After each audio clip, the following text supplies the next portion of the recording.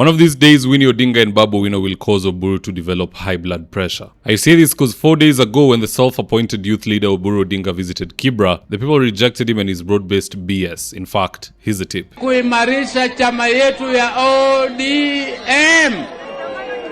Wangapi wamekubali wainue mkono? Bora watu wa nyuma huko hawainui mkono. Asante.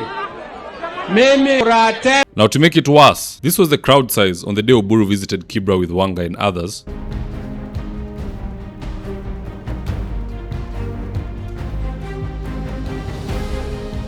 And this was the crowd Winnie Odinga and Raila Odinga Jr. had in Kibra yesterday.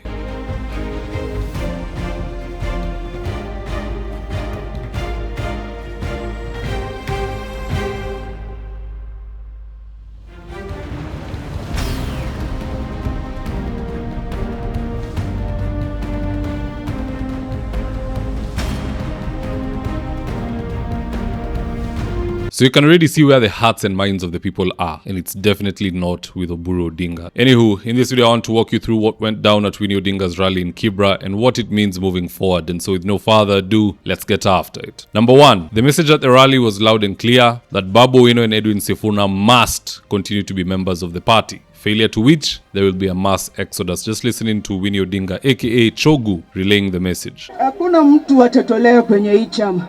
Hakuna siku baba aliwahi anybody atoke kwenye hii chama. Wanaongea sana na tukiuliza maswali wanasema tutoke kwenye chama. Tukitoka watabaki na nani kwenye hii chama? Hii chama ni ya wananchi. Tukitoka wananchi wanaenda. Leo naleta greetings kutoka mandugu zangu Babu Owino.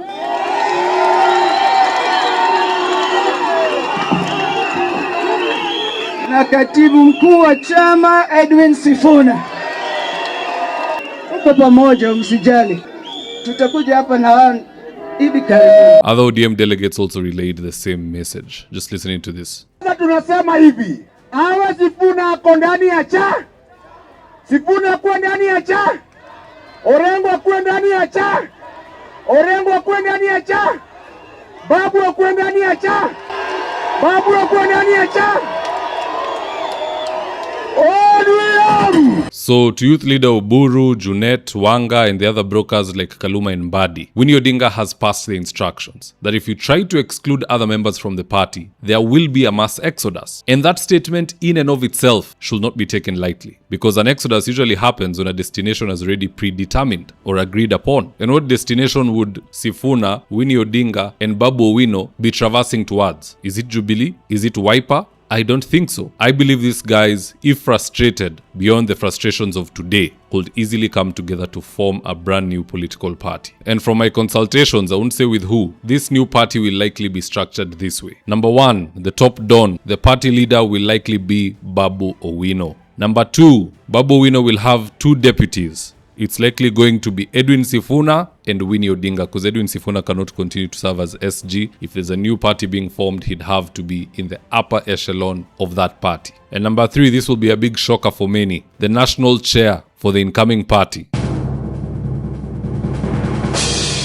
would be none other than Didi Nyoro. Now here's why this party will be dangerous. A, it has a national outlook that touches Western Kenya, Nyanza and Mlima Kenya. So their voter base already starts at 3.1 million. And that's without even campaigning. Now you tell me, is that a party worth ignoring? A party which is constituted by people who have very high approval ratings today, right now. 2 of the top performing MPs in that party. The best performing senator and arguably one of the kingpins of Mlima Kenya, Sifuna, is in that party. Winnie Odinga, the only child of Raila Odinga who people see can become something in politics, is also in that party. ODM had better not shoot itself in the foot. If you frustrate those 3 individuals I've mentioned, excluding Didi Nyoro because he's not a member of ODM, there will be hell to pay. And the current ODM leadership ambayo iko na kiburi, they will pay dearly if they go down this road. So don't take what Winnie is saying as a joke. There is a lot of truths that are hidden under that statement. And by the way, once they form this new party, they will have all the negotiating power. So if ODM gets 2 CSs, this group could easily go for 9 CSs with either Ruto or Kalonzo. Because at the end of the day, you can't lie to Ruto. Ruto is in a position to lie to everybody, but very few can lie to him. The moment you have NIS at your disposal, you can do your own discrete, factual polls that will let you know, oh, the people are with the Oburu camp or with the Babu Owino, Winnie Odinga and Sifuna camp. And if the scale pivots towards the Babu Owino group, that is where Ruto will go to do negotiations. That is where Kalonzo will also rush to do negotiations. These other people will end up in the wilderness. So respect those three, or you go meander for 40 years in the wilderness like the Israelites once they left Egypt. Na walikuwa wanaenda Canaan. Number 2, Winnie Odinga warned Oburu that it's cheap to try and copy-paste Raila because it lacks authenticity and comes off as impersonation. Here's the tip. Mekusikia. Nataka watu wajue. Baba was one in a million. Hatutampata mwingine. Na vile vile hauwezi copy paste baba. Huwezi copy paste the greatest leader Kenya has ever seen. Atunabadilisha na huyu ati sasa tuko na baba. No. Haiwezi kuwa hivyo. Now what does that statement mean? It means that if your brother was the party leader and dies, you don't just rush to fit his shoes. You have to earn your stripes through an NDC vote. Otherwise, what Oburu is doing is high-level copy-pasting and impersonation at its best. It would have even been better if someone like Anyang' Nyong'o were to be the one inheriting the party, because when Rao went to contest at the AU, he left the party to Anyang' Nyong'o. So in a sense, he was kind of groomed for the party leadership. Iya Oburu, it is highway robbery, and all Winnie Odinga and others are saying is respect us and our opinions and call an NDC vote. Kama utashinda sawa, ukishindwa ondokea. And I tend to agree with that reasoning from the trio. But anywho, that's just my take, guys. Do drop me your comments in the comment section below and I'll do my best to read them and to give you a response. So with that, here are today's ads of the day. If you're in need of office partitioning or home interior works, i.e. kitchen cabinets, modern media walls, wall decoration, wainscoting, wardrobes, tiles, bathrooms, window blinds, gypsum and so on, reach out to Suima's Interiors at 07170 443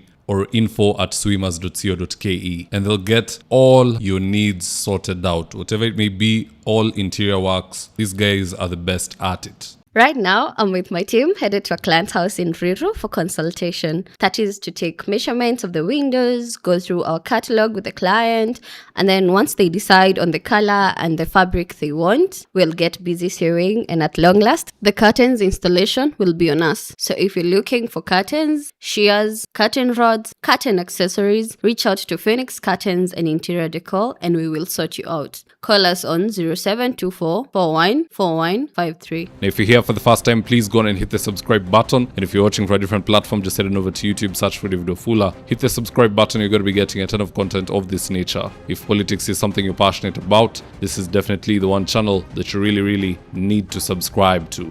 Alright guys, adios.